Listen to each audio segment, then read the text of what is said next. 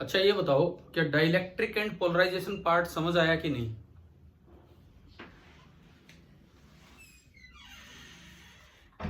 हाँ भाई, कल तक पिछली एक दो क्लासेज में जो हमने पढ़ा डाइलेक्ट्रिक एंड पोलराइजेशन, कुछ समझ आया? डाइलेक्ट्रिक एंड पोलराइजेशन क्या है क्या नहीं है? बोलो कुछ, यस नो कुछ भी, थोड़ा बहुत। 50%। क्या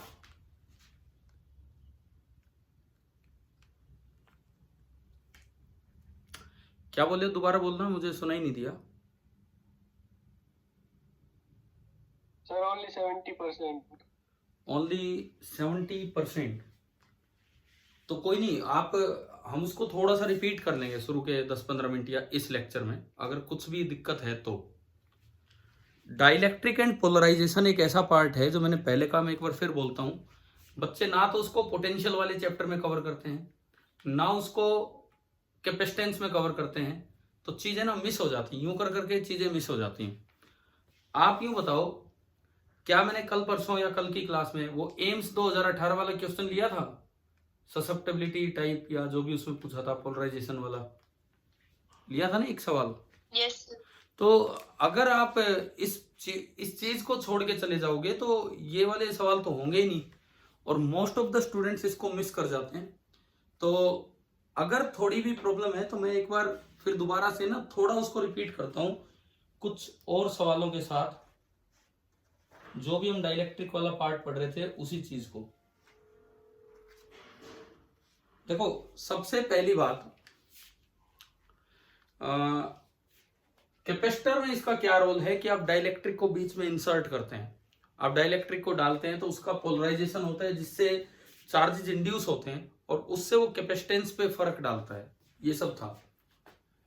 एक मैं एक बार थोड़ा रिपीट कर रहा हूं, आप इधर देखना, जिसने भी नहीं अटेंड किया, जिसको नहीं समझ आया, एक बार देख लेना, थोड़ा जल्दी जल्दी चलते हैं।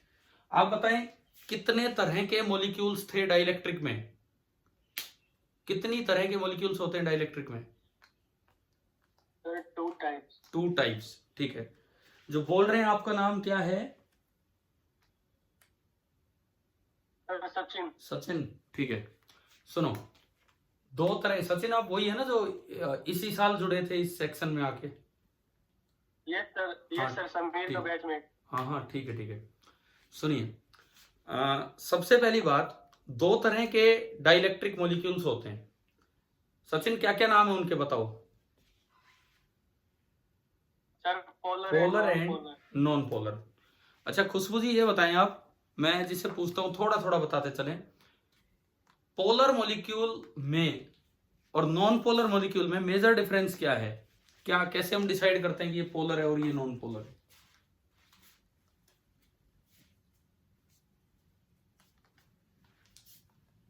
खुशबू बोलिए। चलो मैं और थोड़ा क्लियर करूं सवाल। एक वो होते हैं जिनमें सेंटर ऑफ पॉजिटिव चार्ज और centre of negative charge coincide करते हैं, किस में करते हैं बताओ, पोलर में कि नॉन पोलर में?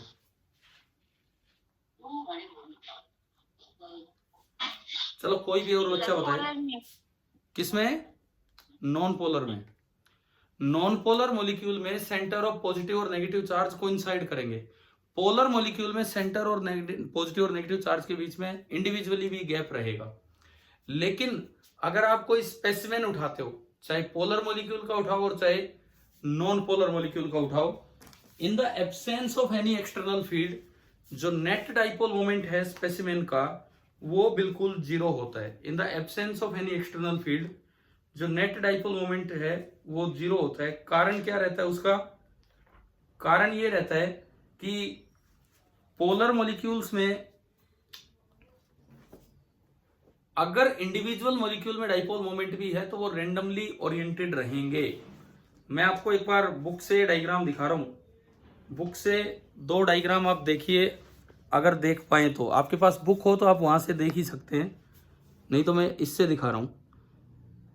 हाँ भाई, ऊपर जो डायग्राम है that is non polar molecule का, in the absence of any external field, जहां पॉजिटिव का सेंटर है वही नेगेटिव, हर इंडिविजुअल मॉलिक्यूल का P0 तो पूरे सैंपल का भी P0।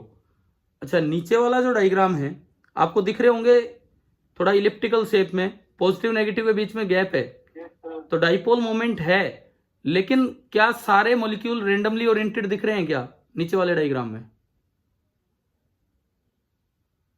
Yes, sir. है ना?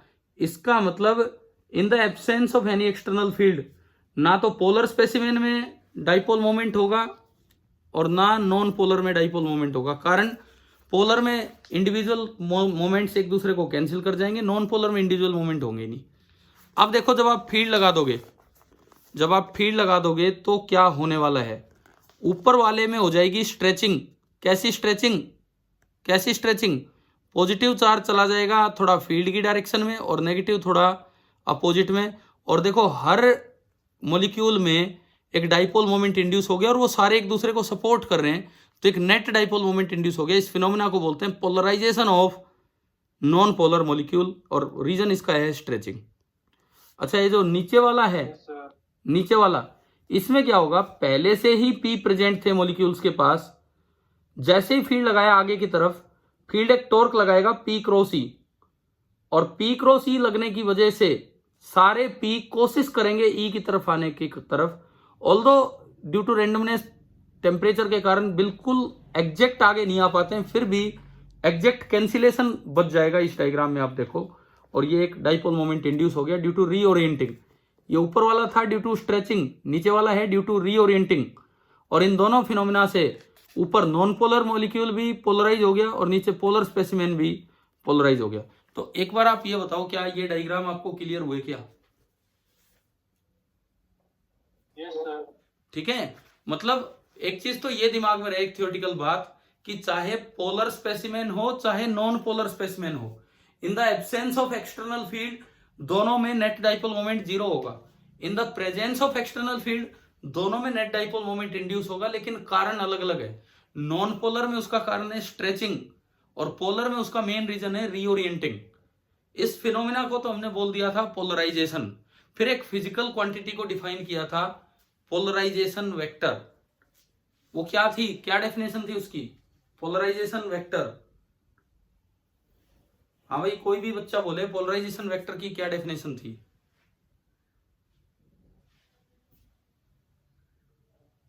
कल ही तो पढ़ा, dipole moment induced per unit volume, dipole moment induced per unit volume of the specimen. ये थी पोलराइजेशन डेंसिटी। और हमने शायद इसको आगे बढ़ाया हो तो ये सिग्मा बाउंड के बराबर आ गई थी। एक डाइलेक्ट्रिक रखा था और उसमें सिग्मा बाउंड के बराबर आ गई थी। फिर उसके बाद सुनो, एक रिलेशन हमने पढ़ा था पोलराइजेशन और ससेप्टेबिलिटी और इन चीजों में, और आपके बुक में होगा यार ये रिलेशन। पुरानी बुक में थोड़ा सा गलत दिया हुआ था। पुरानी बुक्स में ये जो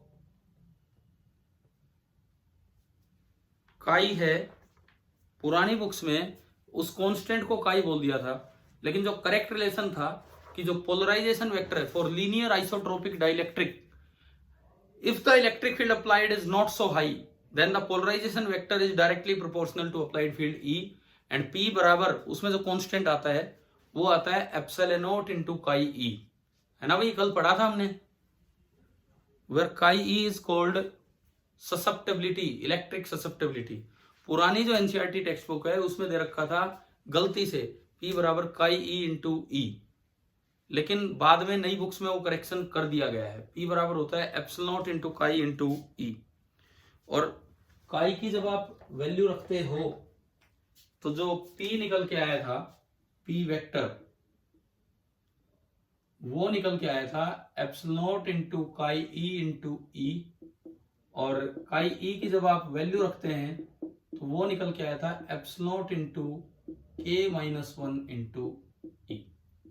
अच्छा, नई पुरानी दोनों बुक्स में ये फॉर्मूला तो सही था ही था, ये फॉर्मूला तो बिल्कुल सही था, क्योंकि मैं बता रहा हूं क्या है, ये ऐसे यूज कर रखा था। अब जो ओल्ड एनसीईआरटी बुक्स थी, जैसे जो मेरे पास है, इस तरह की किताबों में इन्होंने फाइनल फॉर्मूला तो बिल्कुल सही दे दिया था, लेकिन इन्होंने जो गड़बड़ कर रखी थी, देखो ये तो है न्यू एनसीईआरटी,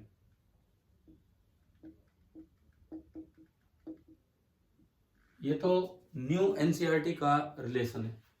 अब मैं बात करूं ओल्ड एनसीईआरटी रिलेशंस, क्योंकि पता नहीं किस बच्चे के पास कौन सी बुक हो, उसमें उन्होंने रिलेशन यूज किया है P बराबर काई इंटू ई, यानी कि इन्होंने काई को डायमेंशनलेस नहीं माना, जबकि नई बुक डायमेंशनलेस मानती है और ये होता भी डायमेंशनलेस है।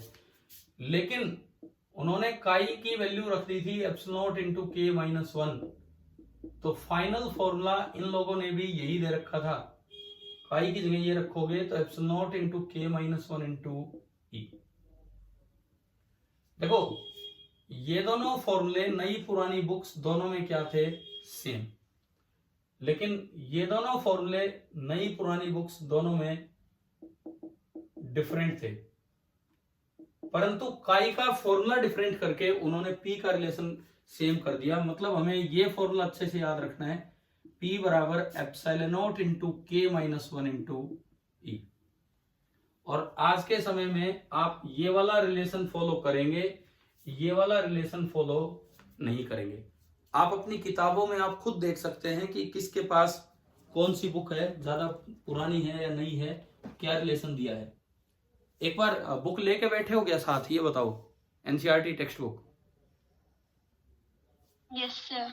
तो जहां कैपेसिटर स्टार्ट होना है उससे जस्ट पहले एक बार ये पढ़ के बताओ कि आपकी बुक में ये वाला फॉर्मूला दिया है या ये वाला, न्यू वाला या ओल्ड वाला, ये देख के बताओ।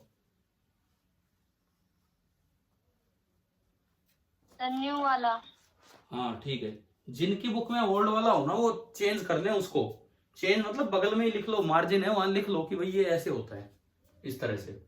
अच्छा, फिर जो मैंने इस पे आया हुआ जो एक क्वेश्चन जो मुझे ध्यान था, अब तो ये नीट जेई किसी में आ सकता है, पहले उस समय एम्स का अलग से पेपर हुआ करता था, तो वो जो सवाल दिया गया था उसमें क्या था।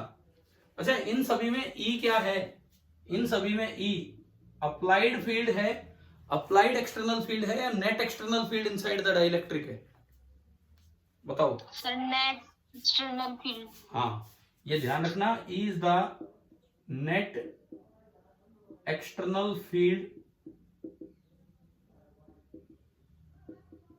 इनसाइड द डाइलेक्ट्रिक, ये था। अच्छा, अब इसके बाद देखो जो कल का सवाल था, मैं एक बार फिर से आपको करवाता हूं। एक कैपेसिटर दिया था, एक कैपेसिटर दिया था और उसमें जो डाइलेक्ट्रिक डाल रखा है उसका डाइलेक्ट्रिक कांस्टेंट है 5.5, ये उन्होंने दिया था, डाइलेक्ट्रिक कांस्टेंट है 5.5। और जो इसके अंदर ई दे रखा था, electric field inside the capacitor, inside the capacitor that was 100 volt per metre. और जो एम्स ने पूछा था वो पूछा था find the polarisation of the material. भाई पोलराइजेशन क्या होगा, तो आपकी ओल्ड एनसीईआरटी से चलो न्यू एनसीईआरटी से, ये फॉर्मूला बिल्कुल सेम है। पी निकल के आया था एप्सिलॉन नॉट इंटू के माइनस 1 इंटू ई, आपने वैल्यू पुट की थी 8.85 इंटू 10 टू पावर माइनस 12, के माइनस 1 आपका हो गया था 4.5 और ई आपका दिया था 100। जब आपने इसको सिंप्लीफाई किया तो आंसर आया था 3.98 इंटू 10 टू पावर माइनस 9। और यूनिट अगर आपको याद हो, पोलराइजेशन की यूनिट वही थी जो सिग्मा की होती है, कूलम्ब पर मीटर स्क्वायर। एक तो ये बताओ यार, क्या ये रिलेशंस हमें क्लियर हो गए हैं क्या?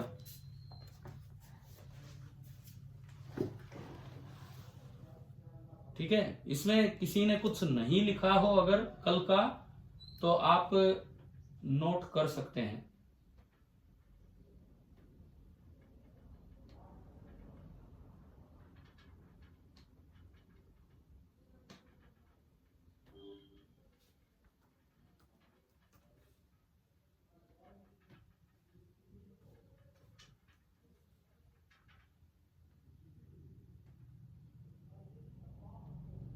अभी मैं अगर पार्टिसिपेंट्स पे नजर डालूं तो ये 29 है, कम है थोड़े कल से, तो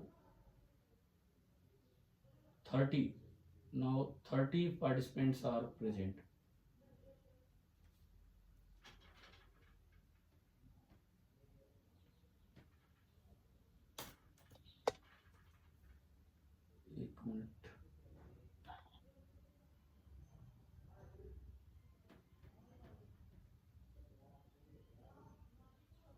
31.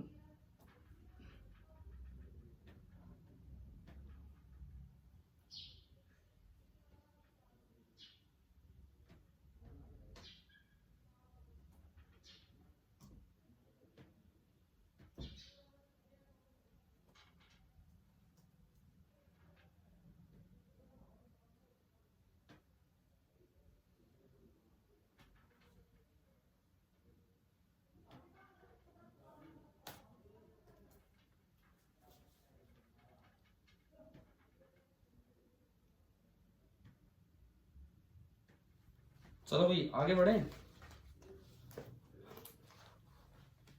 अच्छा, एक और चीज जो मैंने कल आपको पढ़ाई थी वो मैं एक बार फिर से रिपीट कर रहा हूं।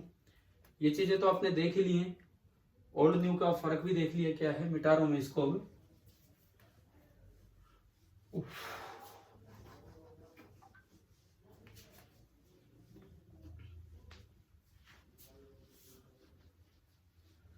एक हमने पढ़ा था कि एक डाइलेक्ट्रिक में जो चार्ज इंड्यूस हुआ है, एक डाइलेक्ट्रिक में जो चार्ज इंड्यूस हुआ है उसमें और पोलराइजेशन में क्या रिलेशन होता है, बताओ। वो थोड़ा ध्यान है।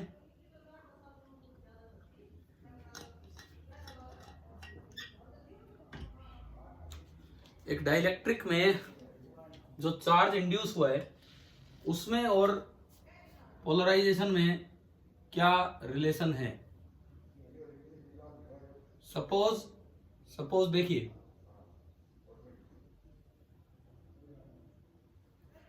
मान लो मैं एक क्वेश्चन की तरह इसको लेना चाहूं, रिलेशन बिटवीन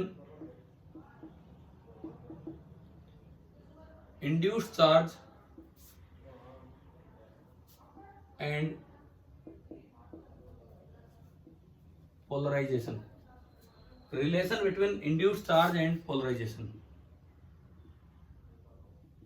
ये एक कोई डाइलेक्ट्रिक सैंपल आपको दिया और इस डाइलेक्ट्रिक में let this be the origin, X axis, Y axis and Z axis. मैं कहता हूं इसका कुछ भी नॉन यूनिफॉर्म पोलराइजेशन हो गया है, इसका कुछ भी नॉन यूनिफॉर्म पोलराइजेशन हो गया है। ये साइड लेंथ है ए, क्यूब है ये, और ये तीनों साइड लेंथ ए हैं, इस तरह का है। और इस मटेरियल में हमें दिया गया कि जो पोलराइजेशन है, let it be 4x² y cap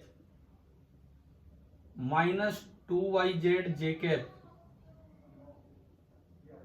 +3k cap coulomb per metre square, where x, y and z are in metre. Suppose ये दिया गया है। अब इसके अंदर आपको निकालना है कि फाइंड बाउंड चार्ज डेंसिटी जो अंदर इंड्यूस हुई होगी eight position a/2 a/2 a/2, बिल्कुल इसके मध्य में, बिल्कुल इसके सेंटर में। करो भैया, सवाल कीजिए आप, इसके बिल्कुल बीच में कितना चार्ज डेंसिटी होगी, वॉल्यूम चार्ज डेंसिटी।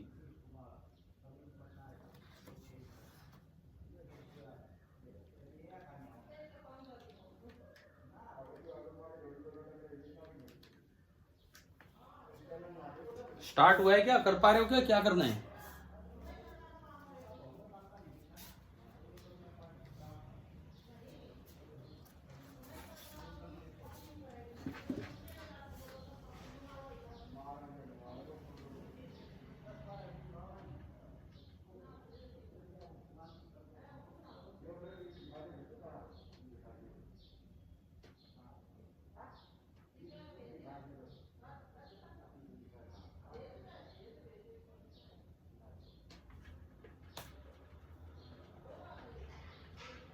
करिए, फिर मैं करवाता हूं, आप पहले ट्राई कीजिए।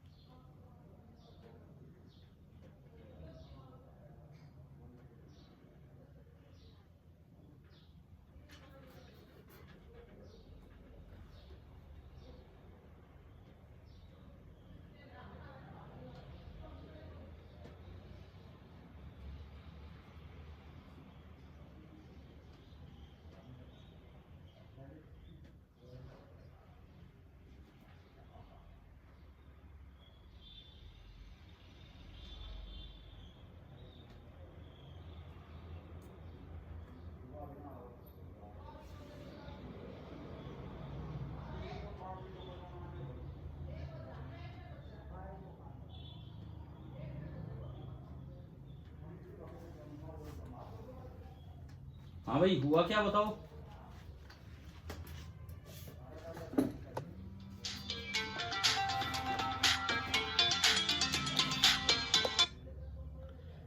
आपने आंसर दिया है 3A coulomb per metre cube. चलिए देखते हैं। एक बच्चे ने, शायद खुशबू ने आंसर दिया है 3A coulomb per metre cube. देखते हैं अब ये क्या आएगा। पहले ये बताओ भाई, रिलेशन क्या था? हाँ जी सचिन जी, आप ही बताओ क्या रिलेशन था?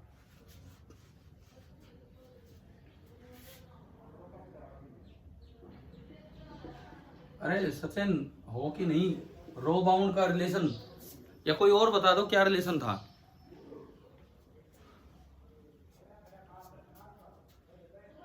अरे मैं लिखूंगा यार, फिर बताओगे।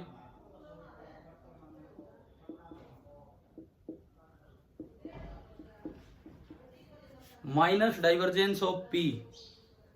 हाँ जी बोलो, ये रिलेशन था कि नहीं कल? ठीक है, minus divergence of P. Volume charge density अंदर कहीं भी इससे निकलती है। तो सबसे पहले हम डाइवर्जेंस ऑफ पी निकालें। तो अगर हमने सीखा हो तो डेल डॉट पी का तरीका था, पी एक्स का एक्स के रिस्पेक्ट में डिफरेंशिएशन, आई गायब। पी वाई का वाई के रिस्पेक्ट में डिफरेंशिएशन, जे गायब। पी जेड का जेड के रिस्पेक्ट में डिफरेंशिएशन एंड के गायब। ये हमारा मेथड हुआ करता था।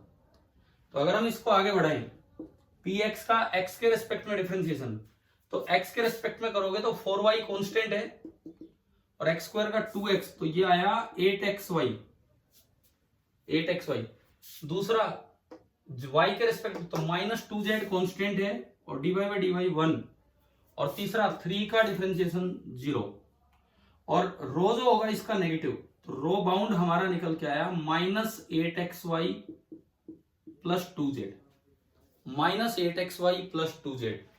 अब मुझे जो रो निकालना है eight position a/2, a/2 and a/2, यहां निकालना है। तो -8 इंटू a/2 इंटू a/2, ये तो x और y हो गया, प्लस 2 इंटू ये z हो गया a/2। 2 से 2 गया, 2 2 4 से ये 8 2 गया, तो -2a प्लस a। तो आंसर आ रहा है माइनस का a। मतलब वैल्यू वाइज वहां पे जो चार्ज डेंसिटी होगी that will be minus a। इसका क्या मतलब है? इसका ये मतलब है, if a is 5 metre then rho bound या rho polarised at the centre will be -5 coulomb per metre cube. दरअसल ये मतलब है इसका। ये आपका फुल सॉल्यूशन है, आप देख लीजिए समझ आया कि नहीं आया।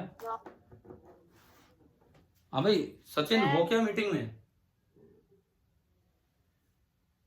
सर समझ आ गया क्या? बताओ क्या क्या क्या कुछ हमने कुछ मिस कर दिया है क्या? ये a स्क्वायर आएगा, -2a²। अच्छा अच्छा अच्छा, ये ए स्क्वायर है और यहाँ पे ओनली ए चल रहा है। ठीक है, सॉरी, मैं इसको ठीक करता हूं। तो -2a² प्लस ए, ये आएगा। अब -2a² प्लस ए आ गया, तो जब आप इसमें पुट करोगे तो ये आएगा -2 इंटू 5 का स्क्वायर 25, तो माइनस का 50 और प्लस का 5, यह आया -45 कूलम पर मीटर क्यूब। अभी बताओ, अभी ठीक है? ठीक है, ये नोट कर लो उसमें ही ना, ये जो पार्ट है आप अपना नोट कीजिए।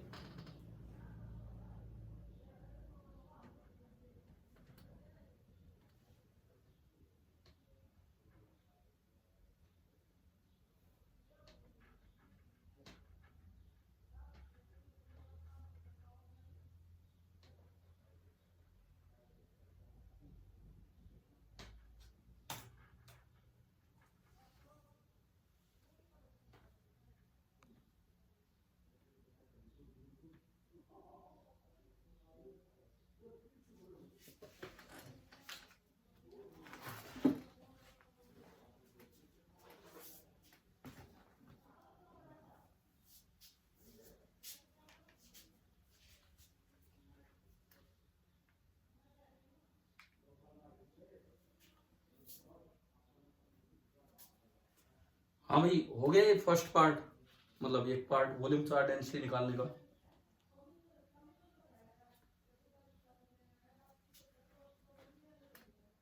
तब तक मैं एक बात ये बोलता हूँ, जैसे हमारी ये एक क्लास नहीं होती, 2 जूम लेक्चर्स होते हैं 40-40 मिनट के ऑलमोस्ट। तो दूसरी क्लास में परसों तो बच्चे थे, कल थोड़े कम थे, कल शायद मैंने जिक्र भी नहीं किया एक बार भी। फिर आपको अटेंड करनी चाहिए क्लास, और बाई चांस कोई मिस कर जाता है तो मैं इसीलिए रिकॉर्डिंग बाद में शेयर कर रहा हूँ आपके ग्रुप पे ना।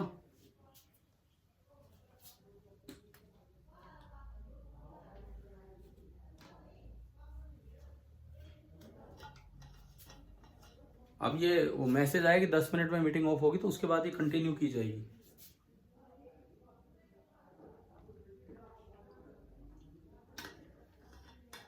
और इसी लिंक से आप कर पाएंगे कंटिन्यू। हाँ भाई बताओ, हो गया क्या?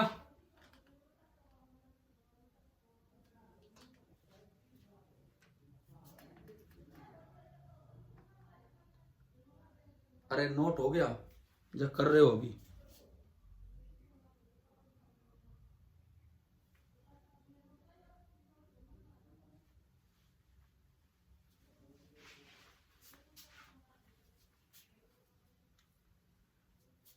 चले इसमें एक और पार्ट करने इसी सवाल में।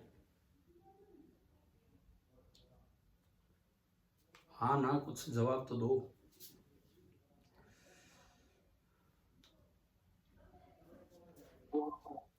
ठीक है, अब अगला सवाल हम ये बनाएंगे इसमें। ये तो वॉल्यूम चार्ट डेंसिटी हमने निकाली, P यही गिवन है, फाइंड सिग्मा P या सिग्मा बाउंड, सरफेस पे कितना चार्ज इंड्यूस होगा एट द पोजीशन। अब वो जो मैं पोजीशन यहां पे दे रहा हूं, देखो कोई यूं सोचे कि यार ये डायमेंशनली कैसे सही हो पाएगा, तो ये जो 4 है ना, 4 ये खाली एक डायमेंशन लेस नहीं है। 4 के डायमेंशन इस तरह के होंगे कि x² और y का डायमेंशन जब 4 के डायमेंशन से मल्टीप्लाई होगा तो बाहर क्या बचेगा, कूलम पर मीटर स्क्वायर। जैसे x² का डायमेंशन है मीटर स्क्वायर और ये क्यूब मीटर, तो मीटर क्यूब हो गया, तो इसके डायमेंशंस होंगे कूलम पर मीटर की पावर 5 और इनटू हो रहा होगा मीटर क्यूब, और तब जाके मीटर स्क्वायर बना होगा। ठीक है, तो हमें डायमेंशनली इन सवालों में कंफ्यूज होने की जरूरत नहीं है, क्योंकि ये जो कॉन्स्टेंट्स हैं वो खुद डायमेंशंस रखते हैं। जो कॉन्स्टेंट्स हैं वो खुद भाई, आप जिसकी तरफ से बीच बीच में, धर्मेंद्र आप म्यूट कीजिए अपने आप को। बच्चों को ये बोलो कि भाई, हाँ जी, आप अपने सभी फादर नेम के साथ आओ भाई। ये सभी आप कौन बोल रहे हैं जी? पता नहीं चलता, चलिए पता नहीं चलता कौन बच्चा कहाँ ऐड हो रहे हैं, हम कौन कैसे कैसे फिर बच्चों के पास है। कौन, प्रशांत बोल रहे हो? कौन बोल रहे हो? प्रशांत बोल रहे थे सर। अच्छा अच्छा, ये जैसे अमन, 2 नाम से, अमन के नाम से